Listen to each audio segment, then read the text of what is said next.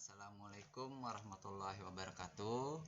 Kembali lagi seperti biasa dengan Bapak sendiri, Bapak Ari Zakaria, pelajaran Pendidikan Agama Islam kelas 7 semester ganjil. Alhamdulillah hari ini masih diberi kesehatan karena kita pada hari ini dapat berkumpul kembali dan memberikan materi yang berikutnya. Untuk materi kita saat ini adalah Asmaul Husna, Al-Alim, Al-Khabir, As-Sami, dan Al-Basir. Nah, itu saja. Nanti kita lanjutkan dengan pengertian. Pengertian Asmaul Husna. Menurut bahasa berarti nama-nama yang baik. Menurut istilah adalah nama-nama yang baik, yang indah milik Allah Subhanahu wa Ta'ala sebagai bukti kemaha sempurnaannya yang berjumlah 99 nama Asmaul Husna.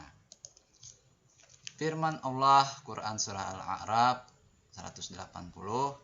A'udzubillahi minasyaitonirrajim. Bismillahirrahmanirrahim.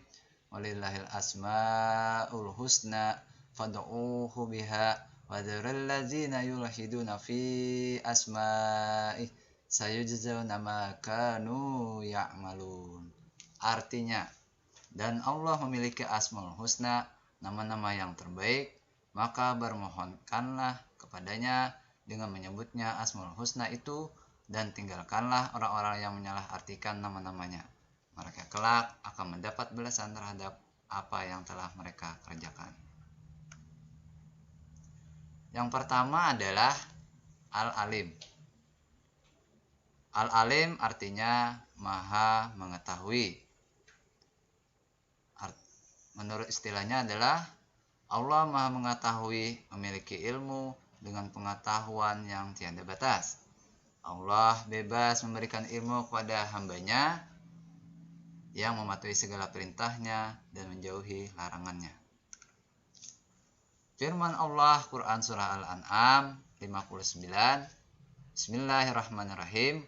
Wa indahu mafatihul ghaibi la ya'lamuha illahu wa ya'lamu ma fil barri wal bahr wa ma tasqutu min waraqatin illa ya'lamuha wa la habbatin fi zulumatil ard wa la ratbin wa la yabisin illa fi kitabim mubin.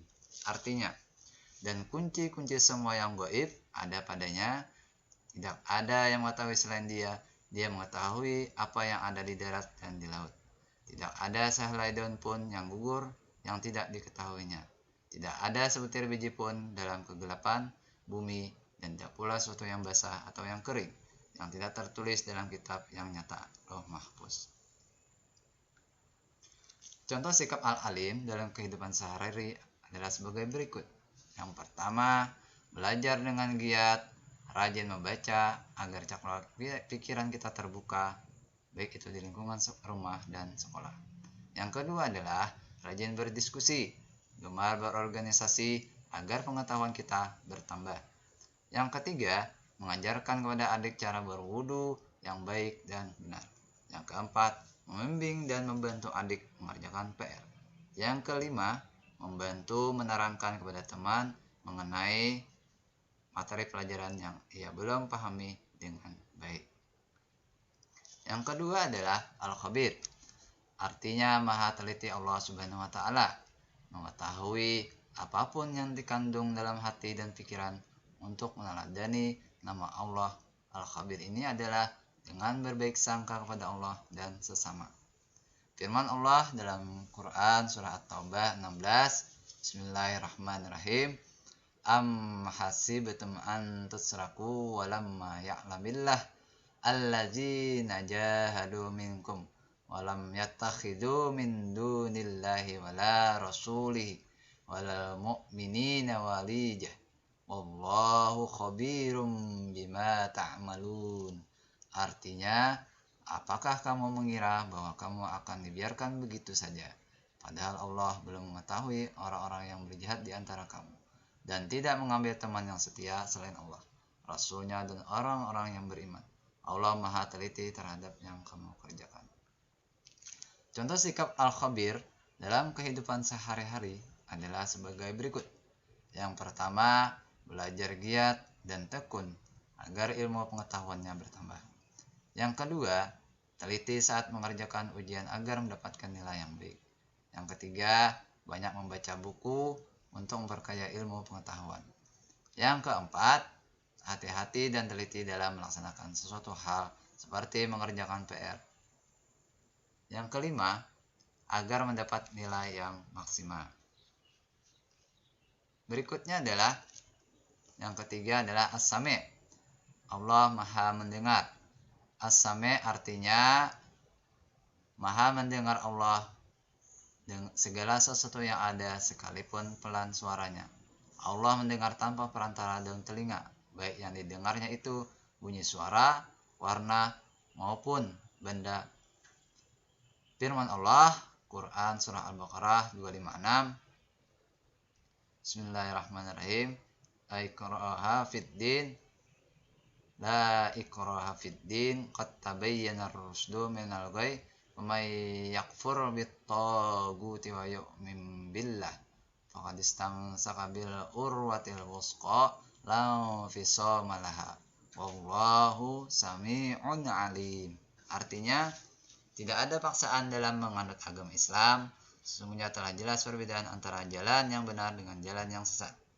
Barang siapa ingkar kepada tagut dan beriman kepada Allah, maka sungguh dia telah berpegang teguh pada tali yang sangat kuat, yang tidak akan putus. Allah Maha mendengar, lagi Maha mengetahui. Contoh sikap as-sami' dalam kehidupan sehari-hari adalah sebagai berikut. Pertama, mendengarkan dengan saksama ketika ibu atau bapak guru sedang menjelaskan di kelas. Yang kedua adalah mendengarkan dan mematuhi nasihat dari guru. Yang ketiga, menjadi pendengar teman yang baik ketika ia sedang butuh teman bicara. Yang keempat, berkata yang baik kepada guru dan siswa di sekolah, sebab Allah Subhanahu wa taala mendengarkan semua perkataan manusia. Yang kelima adalah patuh dan taat kepada perintah dan larangan orang tua, termasuk mendengarkan nasihat-nasihat mereka. Yang keenam adalah tidak sembarangan berucap kata-kata yang maknanya buruk, sebab Allah Subhanahu wa taala Maha mendengar dan setiap perkataan doa hambanya. Yang terakhir adalah Al-Basir, Maha melihat. Al-Basir artinya Maha melihat Allah, segala sesuatu yang ada di alam ini, baik yang tampak maupun tersembunyi, lahir batin. Tidak ada satupun yang terlepas dari penglihatan Allah Subhanahu wa taala. Firman Allah dalam Quran surah Al-Hujurat 18, Bismillahirrahmanirrahim. Walau syaa rabbuka la ja'alan nasa ummatan wahidatan wa la yazalul mukhtalifin. Artinya, dan jika Tuhan mau menghendaki, tentu Dia jadikan umat manusia yang satu, tetapi mereka senantiasa berselisih pendapat.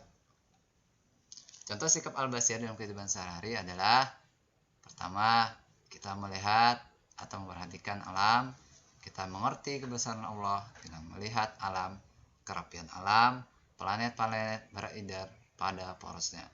Kedua, kita gunakan mata kita untuk melihat hal yang positif, seperti memperhatikan penjelasan guru. Kita gunakan mata kita untuk melihat ayat-ayat Allah.